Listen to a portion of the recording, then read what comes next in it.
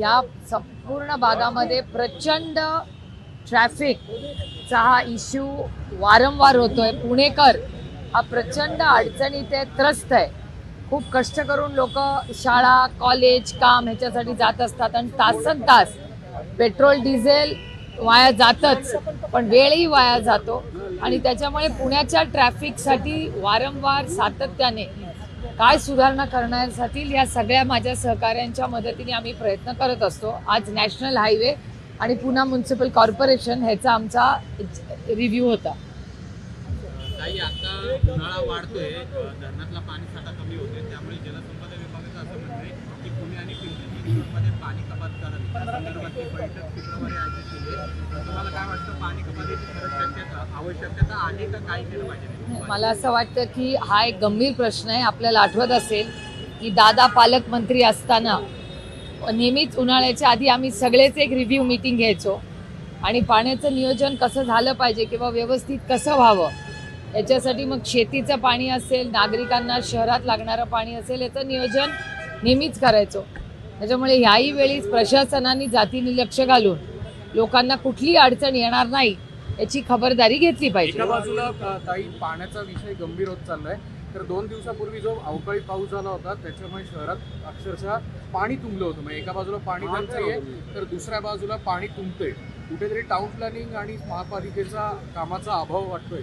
नाही, कामाचा अभाव तर नेहमीच असतो आणि आम्ही नेहमी सांगतो अर्धवट कामं पूर्ण होतात.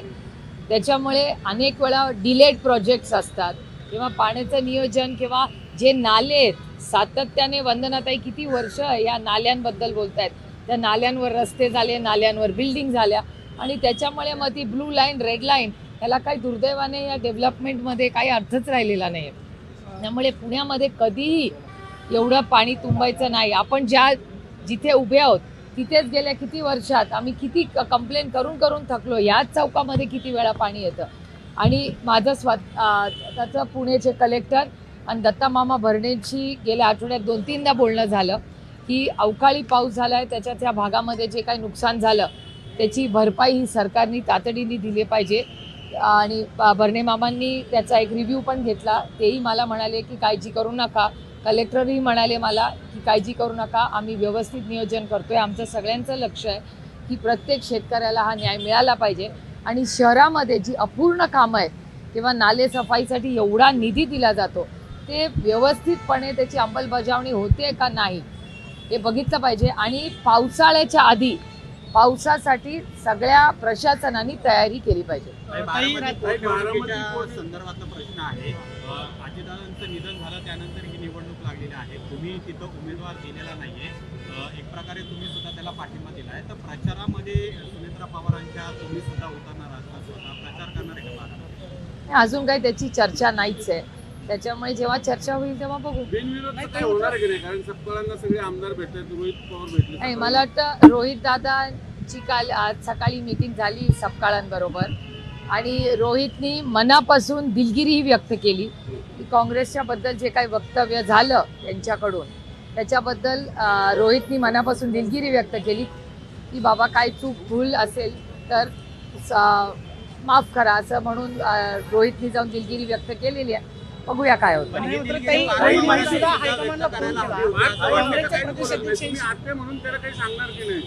नाही, हे बघा, आत्या म्हणून जे सांगायचं असतं ना ते घरात सांगायचं असतं, कॅमेरावर नसतं सांगायचं. पवारांनी सुद्धा दिलगिरी व्यक्त केली पाहिजे असं वाटतं का? कारण की काल सुद्धा सुनेत्रा पवारांनी हर्षवर्धन सपकाळांना पाठिंब्यासाठी फोन केला. मला खरंच याच्यातली काही माहिती नाही. याचं कारण माझं काल कुणाशी बोलणं झालेलंच नाही. एक तर दुसरं, भारतावर जे आर्थिक संकट आलेलं आहे, काल युद्ध थांबलेलं आहे, त्याच्यामुळे पुढच्या काही दिवसात LPG असेल, पेट्रोल डिझेल असेल, याच्यात झालेले काही बदल, त्यातून महिला आरक्षणाचं येणारं बिल, त्याचबरोबर महागाई जी झालेली आहे किंवा गॅसचा तुटवडा जो झालेला आहे, ह्या सगळ्या अनेक गोष्टी कालच्या दिवसभरात झालेल्या आहेत.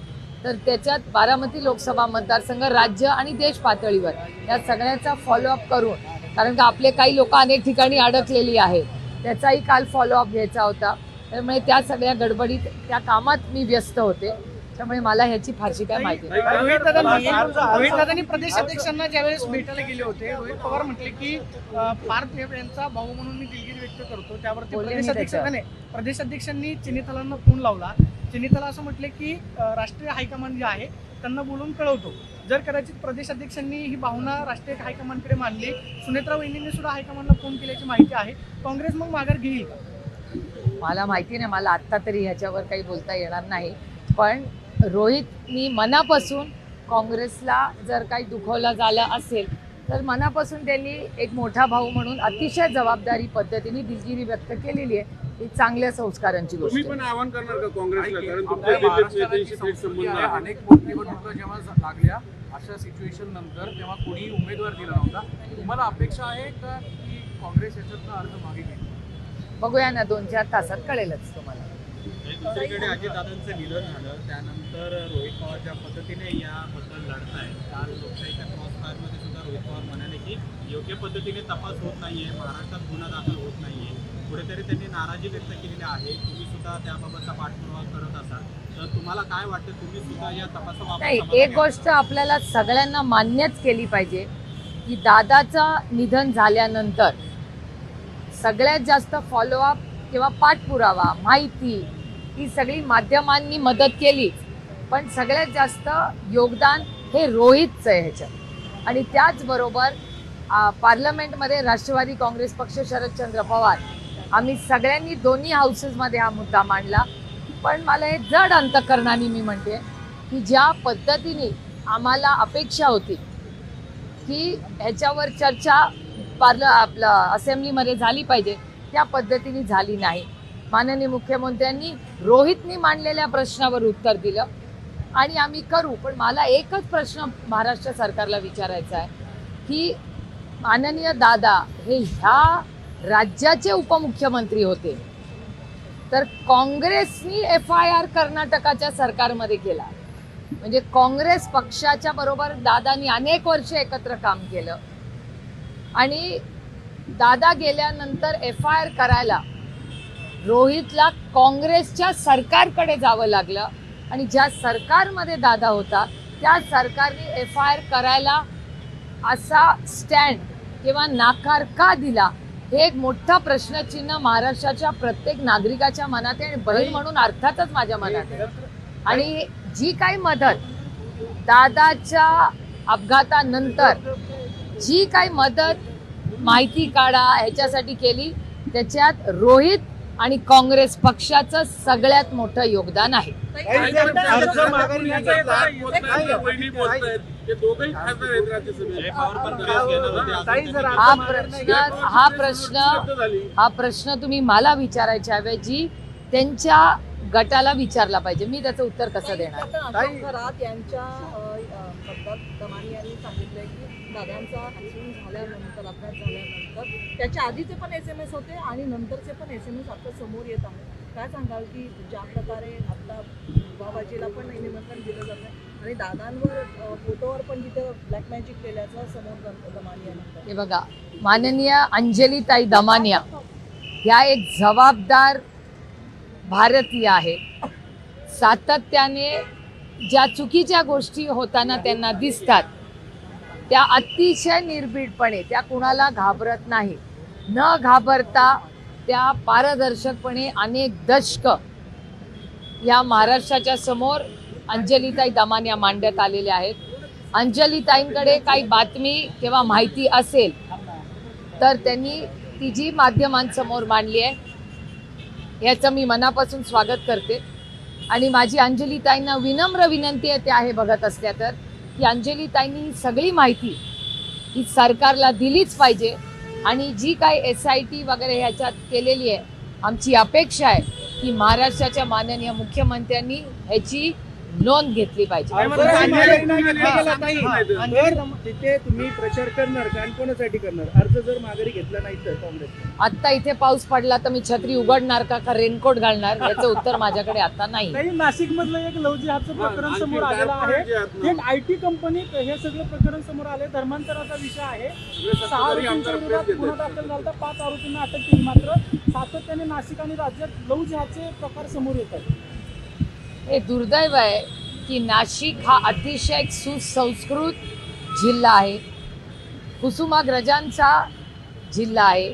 त्याचबरोबर आज सगळ्यात कष्ट करणारे शेतकरी, कांद्याची शेतकरी, आज सह्याद्री ॲग्रो जे तुमच्या सगळ्यांकडे दाखवतं तो नाशिक जिल्हा अतिशय सुसंस्कृत जिल्हा.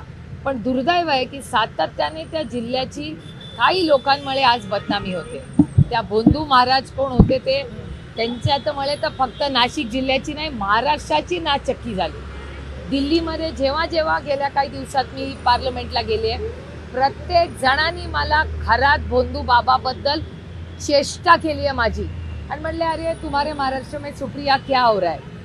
म्हणजे इतकं वाईट वाटतं की ज्या छत्रपतींच्या महाराष्ट्रामध्ये, शाहू फुले आंबेडकरांच्या महाराष्ट्रात आम्हाला सार्थ अभिमान आहे की जेव्हा जेव्हा या देशात क्रांती झाली, सामाजिक परिवर्तन झालं, ते तुमच्या आणि माझ्या महाराष्ट्राच्या मातीतून सुरू झालं आणि देशाला दिशा द्यायचं काम महाराष्ट्राने दिलेलं आहे. हा पुरोगामी विचाराचा महाराष्ट्र आहे. त्याच्यात ह्या सगळ्यांच्या घाणेरड्या गलिच्छ कृतीमुळे महाराष्ट्राचं नाव राज्यात नाही देशात खराब होतं. त्यामुळे या सगळ्या गोष्टींवर पोलिसांनी जी ॲक्शन घेतली त्याचं मी स्वागत करते आणि कौतुक करते. एवढीच विनंती आहे की आत्तापर्यंत पारदर्शकपणे जे काही झालं त्याच पद्धतीने कुणाचाही दबाव न घेता, प्रेशर घेत देता महाराष्ट्रातल्या प्रत्येक त्या व्यक्तीला न्याय मिळाला पाहिजे. ह्याच्यासाठी आपण सगळ्यांनी प्रयत्न केले पाहिजे. काही नेते त्यांना बाबाला भेटायला जातात आणि ते फोटो आलेत समोर, त्यांना काही सांगणार की नाही बाबा इथून पुढे तरी थांबा. नाही, मला असं वाटतं की ह्या एक केसमध्येच नाही, संपूर्ण महाराष्ट्रामध्ये मी तुमच्याही सगळ्यांचे आभार मानते की मीडियानी खूप मोठा रोल आणि जबाबदारीने जो पाळलाय त्याच्यात सगळ्या मीडियाचे मनपूर्वक आभार, सगळ्या रिपोर्टरांचे, सगळ्या कॅमेरामॅनचे आभार. तुम्ही सगळ्यांनी जे काम केले कौतुकास्पद आहे. पण मी तुम्हाला विनंती करते आणि महाराष्ट्रातल्या प्रत्येक महिलेला मी हात जोडून विनंती करते की असे बुवाबाजी करणारे, तुमच्यावर अन्याय करणारे कुठेही असं गलिच्छ भीती तुम्हाला दाखवणारा कुठेही व्यक्ती जर असेल तर तुम्ही आम्हाला सगळ्यांना कॉन्टॅक्ट करा. आपण सगळे मिळून हे जे भोंदूगिरी आमच्या महिलांना जो त्रास देत आहेत हे मोडून काढायची वेळ आलेली आहे. अंजली दमानी असतील, सुषमा अंधारे असतील, रुपाली पाटील ठोंबरे असतील, यांनी सगळ्यांनी मागणी केलेली आहे की रुपाली चाकणकरांचे या भोंदूबाबाशी जवळचे संबंध होते, आर्थिक व्यवहार होते, त्यांना चौकशीचं फेऱ्यात घ्यावं. मात्र त्यांना अद्याप चौकशीचं फेऱ्यात घेतलेलं नाही, फेऱ्यात घ्यावं. मात्र त्यांना अद्याप चौकशीचं फेऱ्यात घेतलेलं नाही, त्यांची चौकशी देखील केलेली नाही किंवा त्या स्वतःहून समोर आलेल्या नाही. उद्या महाराष्ट्राचे माननीय मुख्यमंत्री या जिल्ह्यात येणार आहेत. होम डिपार्टमेंट त्यांच्याकडे आहे. हा प्रश्न आपल्या सगळ्यांच्या वतीने माननीय मुख्यमंत्र्यांना उद्या नाही परवा येणार आहेत, त्यांना विचारा. शपथ घेत आहेत दिल्लीमध्ये राज्यसभेची, तर काय तुमचं बोलणं झालंय का किंवा तुम्ही त्यांना काय आज शपथ घेणाऱ्या सगळ्या राज्यसभेच्या खासदारांना माझ्या मनापासून शुभेच्छा. नाही, पार्टला विशेष करून तुमचं भाषण आहे. आता पहिल्यांदा रिलॉन्च आहे, तुम्ही पहिल्यांदा मावळमधून पराभूत झाले, पण आता राज्यसभेवर खासदार होता तर वेगळ्या विशिष्ट परिस्थितीमध्ये काय इथून पुढे भविष्यात काय सल्ला द्याल? नाही, एक तर मी कुणालाच सल्ला द्यायला जात नाही. मी विचारल्याशिवाय कुणाला सल्ला देत नाही, म्हणजे माझ्या मुलांनाही नाही. त्याच्यामुळे सल्ला देणे इतकी मी मोठीही नाही कुणाला, पण अर्थातच शुभेच्छा मी सगळ्यांना देते. धनंजय पवार पुन्हा एकदा खासदार झालेले आहेत. शरद पवार म्हणाले की पार्थ पवार राजकीय परिपक्व आहेत की नाही हे मला माहित नाही. तुम्हाला वाटतं का ते राजकीय परिपक्व आहेत? माझ्यावर जे संस्कार झालेत ना त्या संस्कारात आपल्यापेक्षा वयाने, पदानी, अनुभवाने मोठा माणूस बोलला ना की आपण परत बोलायचं नसतं. ताई, बारामती पोटनिवडणुकीमध्ये एकीकडे पाठिंबा दिला, दुसरीकडे राहुरीमध्ये जो उमेदवार उभा केलेला आहे त्यामुळं बराचसा विरोधाभास किंवा टीका केली जाते की एकीकडे बारामती पोटनिवडणुकीमध्ये उमेदवार दिला जात नाही, मात्र राहुरीमध्ये दिला जातो. तिथला आज म्हणजे सगळीकडे अर्ज मागे घेण्याची आजची शेवटची मुदत आहे. राहुरीची पोटनिवडणूक आहे ती होणार की बिनविरोध होणार, अर्ज कायम राहतात. नाही, पक्षाने एक निर्णय घेतला आहे. माननीय शशिकांत शिंदेजी याचा फायनल निर्णय घेतील. एक आणि टीका ही करण्यात काही गैर नाही. लोकशाही आहे. आमच्या विरोधकांना आमच्यावर बद्दल बोलायला काय नाही ना. एरवी काय व्हायचं, भ्रष्टाचाराचे आरोप असे तसे, हे काय आमच्यावर करण्यासारखी काही परिस्थिती नाही आणि इतना तो हक बनताय नाही. लोकशाही आहे, इतना तो हक बनताय.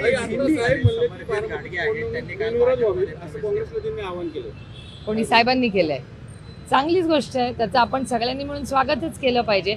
आणि राष्ट्रवादी काँग्रेस पक्षाची पहिल्या दिवसापासून भूमिका आणि भावना दोन्ही राहिलेल्या आहेत. आमची भावना पण तीच आहे आणि आमची भूमिकाच ती आहे. आणि राष्ट्रवादी काँग्रेस पक्ष, शरदचंद्र पवार हा पहिला पक्ष होता ज्यांनी पहिल्याच दिवशी सांगितलं की जर निवडणूक अनाऊन्स आता होणार आहे तर आम्ही अर्थातच दादाला आदरांजली आणि श्रद्धांजली, आणि दादा ज्या पद्धतीने म्हणजे कुणाच्या ध्यानी मनीही नाही अशी घटना झाली. अजूनही मलाही कधी कधी विश्वास बसत नाही की दादा नाही आहे. दादा जाऊन 2च महिने झालेत, अजून फार काही दिवस झाले नाही, पण अजूनही सातत्याने काम करत असताना आपल्याला दादाचं असं वाटतं की अरे दादाच्या वेळेस आपण असं, आत्ता हाही ब्रिजचा रिव्ह्यू घेत असताना 2 वेळा दादाची आठवण आम्हाला सगळ्यांना आली. कारण का हा ब्रिज करत असताना युवराज आहे ते कुठे गेला, इथेच आहे, त्यांनी आत्ता रिव्ह्यू घेतला होता दादाबरोबर सगळ्यांनी मिळून. त्याच्यामुळे ह्या सगळ्या गोष्टी आम्ही सगळ्यांनीच एकत्र इतके वर्ष काम केलंय. तुम्ही आणि तुमचा पक्ष बिनविरोध होण्यासाठी सातत्याने प्रयत्न करतात, दादाला न्याय मिळावा म्हणून. रोहित दादा अगदी फार बँगलोर जाऊन आले, पण दुसरीकडे जय पवार मात्र खाजगी बैठकीत म्हणतात की आमचा पक्षच पळवला असतं म्हणून आम्हाला शपथ घ्यावी लागली वहिनींना. खाजगीमध्ये कोण काय बोललं मला माहिती नाही, पण तुमच्या चॅनलवर जयचं एक स्टेटमेंट मी पाहिलं तुमच्या चॅनलवर की जे रोहित दादाचं मत आहे तेच माझं मत आहे, तुमच्या चॅनलवर तुम्ही दाखवलं. त्याच्यामुळे रोहितनी जी लाईन घेतली आहे ती अर्थातच सगळ्यांना योग्य वाटते. आणि रोहित हा एकटाच व्यक्ती आहे जो आज रोज आणि सातत्याने, रोहित गल्लीपासून दिल्लीपर्यंत रोहित रोजच या गोष्टीचा पाठपुरावा करतोय. आणि ज्या प्रश्नाची उत्तरं तुम्हाला हवी आहेत ती आज रोहित पोट तिडकीनी सातत्याने मांडतो. संतोष देशमुख हत्या प्रकरणामध्ये तुम्ही केंद्रीय गृहमंत्री असतील किंवा वेगवेगळे मुद्दे मांडलेले आहेत. त्यांच्या निधनानंतर सरपंच पदाची जी पोटनिवडणूक होतीये ती गावामध्ये बिनविरोध व्हावी असं वाटत असतानाच काही गावकऱ्यांनी विरोध केलेला आहे. त्यांची पत्नी निवडणुकीसाठी उभी राहते. त्यांना काय आवाहन कराल संतोष देशमुख हत्या प्रकरणानंतर? राज्यभरामध्ये जे बीडचं चित्र समोर आलं त्याच्यामध्ये एका मंत्रिपदाचा राजीनामा घ्यावा लागला, काय आवाहन करणार का? नाही, कसं आहे, संतोष भाऊंची ज्या पद्धतीने हत्या झाली ती माणुसकीला काळीमा फासणारी होती. अतिशय दुर्दैवी घटना. आणि त्यांच्या आणि माझे ह्या सगळ्या ही घटना झाल्यानंतर कौटुंबिक संबंध झालेत. म्हणजे माझ्यासाठी ते माझ्या कुटुंबाचाच महत्त्वाचा भाग हे देशमुख कुटुंब आहे. आणि जर त्यांच्या वहिनी आता जर लढणार असतील तर मला वाटतं सगळ्यांनीच गावकऱ्यांनी एकत्र येऊन तो सन्मान त्यांचा करावा. अर्थातच अशी विनंती मी गावकऱ्यांना करेन. वर्षापूर्वीचा जो स्कॅम आहे 2024 सातारा पोस्ट ऑफिसच्या संदर्भात काल तुम्ही पोस्ट केलेलं आहे, अजूनही क्लेम मिळालेला नाही असा दावा आहे. काय नेमकं हे थोडंसं प्रकरण? काल तिथले लोक मला भेटले आणि त्याचं म्हणणं आहे की एक मोठा स्कॅम तिकडे झालेला आहे. आधीही त्याचा मी फॉलोअप घेतलेला होता. अजून त्याच्यावर भारत सरकारने कुठली ॲक्शन घेतलेली नाही, म्हणून पुन्हा मी त्याचा काल ट्विट केलेला आहे. आणि 16, 17, 18ला मी जाणार आहे दिल्लीला, तेव्हा त्या मंत्रालयाची गाठ घेऊन पुढे त्याचा मी स्वतः फॉलोअप करतो. अमरजीत गाडगेंनी पुन्हा भाजपमध्ये प्रवेश केलाय. वर्षभरापूर्वी विधानसभेच्या निवडणुकीत तुमच्या पक्षामध्ये आले. काल बोलताना ते असं म्हणाले की माझा मूळ पक्ष हा भाजपचाच आहे, म्हणजे मी भाजपचाच आहे. तर हे सगळे राजकीय नेते आहेत ते त्यांच्या गरजेसाठी अशा पद्धतीने पक्षप्रवेश करतात. म्हणजे तुमच्या पक्षात त्यांनी प्रवेश केला आणि विधानसभा सुद्धा लढवली. वर्षभरात मी तुम्हाला सांगू का, ही लोकशाही आहे. लोकशाहीमध्ये प्रत्येकाला कुठला निर्णय घ्यायचा हा त्याला अधिकार भारतरत्न डॉक्टर बाबासाहेब आंबेडकरांच्या संविधानाने दिलाय. त्याच्यामुळे कोणी काय निर्णय घ्यायचा हा त्याचा वैयक्तिक निर्णय है. हिंदी में जानना चाहिए, बारामती बाय पोल्स की इलेक्शन होने जा रहे हैं, पर कांग्रेस ने भी वहाँ पर एक सीट दी है. रोहित पवार एग्रेसिवली आगे आ रहे कि वो जो फॉर्म है वो पीछे लिया जाए. क्या कहना चाहिए इसके बारे में? मेरे ख्याल से आज रोहित कांग्रेस पार्टी के जो नेता है, महाराष्ट्र के अध्यक्ष हैं, उनको मिलने गया था. और जो कांग्रेस के बारे में कहा गया उसके बारे में उसने जाके कांग्रेस की माफ़ी भी मांगी कि जो स्टेटमेंट आया मैं गलत हो गया. कांग्रेस का और हमारे 60 दशकों के आदरणीय पवार साहब पहली बार जो खड़े हुए कांग्रेस के टिकट पे ही खड़े हुए. और मेरे भाई, बड़े भाई अजीत दादा पवार, ये भी जब लड़े तो कांग्रेस के ही टिकट पे लड़े. इसलिए कांग्रेस के, अजीत दादा के और हमारे सिर्फ पारिवारिक वैचारिक संबंध नहीं, एक विश्वास का बहुत सालों का नाता रहा है. और जो कहा गया उसके रोहित को हमारी तरफ, सबकी तरफ से रोहित ने जाके वहाँ बोला कि मुझे बहुत दुख हुआ, मैं माफ़ी मांगता हूँ.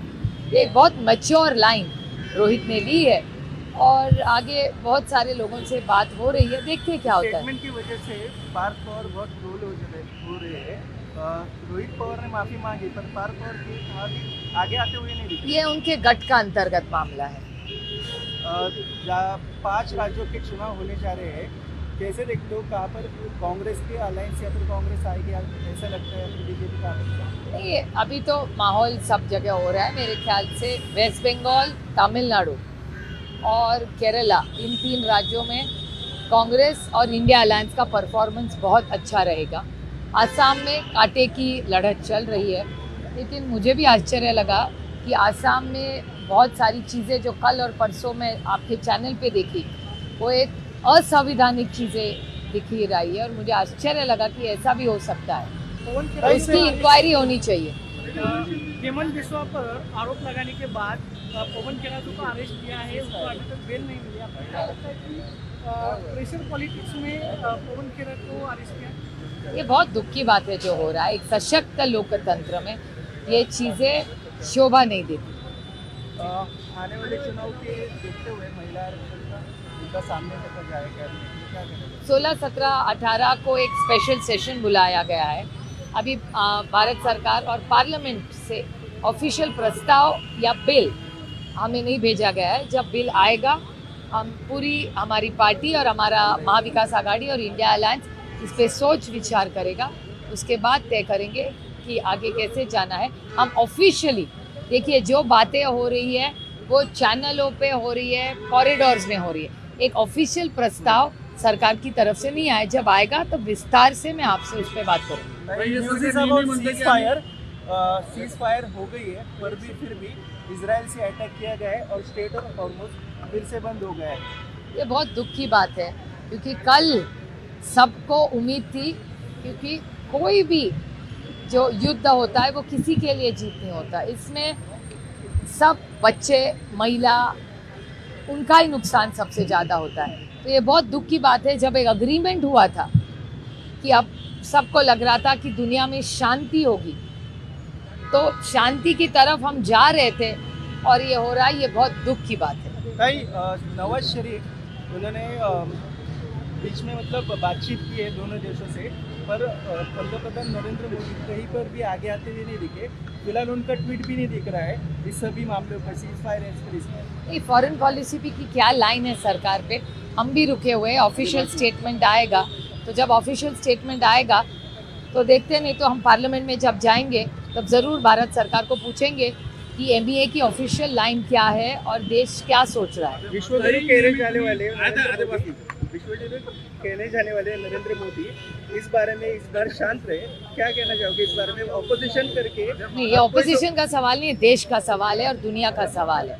तो हमें अपेक्षा है कि जयशंकर जी इस पे एक ऑफिशियल स्टेटमेंट करें और हम जब पार्लियामेंट में 16 तारीख को जाएंगे ज़रूर इसकी मांग करेंगे कि भारत सरकार की लाइन क्या है और फॉरेन पॉलिसी पे क्या तय हुआ है। क्योंकि ऑल पार्टी मीटिंग जब हुई थी तब विस्तार से इस पे बात हुई थी। उसके आगे भारत सरकार ने क्या किया उसका ब्रीफिंग भारत सरकार ने हम सबको करना चाहिए। ग्राउंड